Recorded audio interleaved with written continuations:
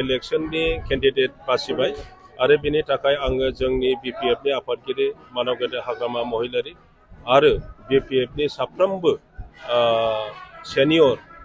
लिडारमोन जेनेबा आब' प्रमिला रानी ब्रह्म रिहन दैमारी जाहा एमएलए सरन बर' रबिराम नार्जारी आरो जोंनि एमसीएलए EM गासिबखौबो बिथांमोनखौ आङो धन्यबाद होयो आरो जोंनि देरहानाया निश्चित बयबो रायजो राजाफ्रा दा माब्ला इलेक्शन जायो बेखौल' नेगासिनो दङ आरो बेखायनो जोंनि देरहानाया रायजो राजाफोरनि आखायाव रायजो राजाफ्रा दा बिनि थाखाय बयबो रेडि जानानै दं। सार बेसेबांसो भट लानानै देरहागोन होननानै आसा खालामो? बेसेबां भट लानानै देरहागोन बेखौ बुंनाया दा सम्भब नङा किन्तु बुरजा भटआव जों देरहागोन। सार पृथ्वीराज नारायण देबनाया नोंथां चेलेन्ज आं बिनि सम्पर्के जेबो बुंनाय नङा नोंथांमोना बिनि रलखौ नुलांबाय थागोन। सार एमपि बिसायख'थिनि उनाव बीपीएफखौ जिर' जादों थांगासिनो दं होननानै इउपिपिएलनि दैदेनगिरिफ्रा बुङो।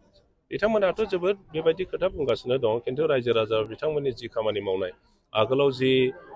प्रतिश्रुति होबाय जेबो लाखियाखिसै ओनसोलाव जेबो उन्नयनमूलक खामानि मावाखिसै गोदान मोनसे स्कुल कलेज बानायाखिसै गोदान हस्पिटाल बानायाखिसै गोदान लामा बानायाखिसै गोदान इरिगेसन बानायाखिसै गोदान हाथाय बाजार बानायाखिसै माने बिटिसिआव रायजो राजाफोरनो जि नांगौ बे बुस्थुफोरखौ बे साराय 3 बोसोराव बिथांमोना जेबो मावाखिसै आरो बुंबाय थादों जे बीपीएफआ 17 बोसोराव जेबो मावाखै दा बेखायनो बेफोरखौ बरनायनानै बेफोरखौ कम्पेयार खालामनानै रायजो राजाफ्रा नुबाय बे नङा जे बिटिसिआव मेगन गुनु मानसि गैया थगायब्लानो जायो बिदि नङा इउपिपिएलआ बेखौनो सानदोंमोन जे थगायजागोन आगोलाव थगायबोनो हानायखाय दाबो थगायबाय थानो हागोन बेखौ सानदोंमोन किन्तु रायजो राजाफ्रा दा थगायजाया बेखायनो बिथांमोना दा बे थगायनायखौ बुजिजोबनानै इउपिपिएलनो भट होआ। सार क'क्राझार लकसभा बिभागनिफ्राय कंग्रेसनिफ्राय गौतम मुसाहारि आरो इउपिपिएलनिफ्राय एक्जिस्टिं एमएलए जयन्त बसुमतारीखौ होदों सोर सासे केन्डिडेटजों माने टक्करा जागोन होनना सानो? टक्कराथ'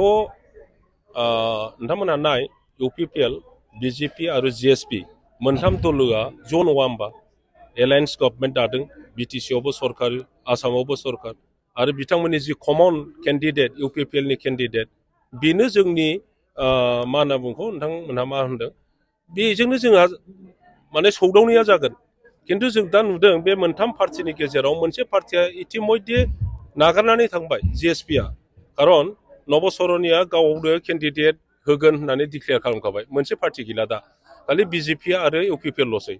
आरो जों बुंनो हाया बिथांमोननि बे खौसेथिया बेसे गोलाव थांगोन।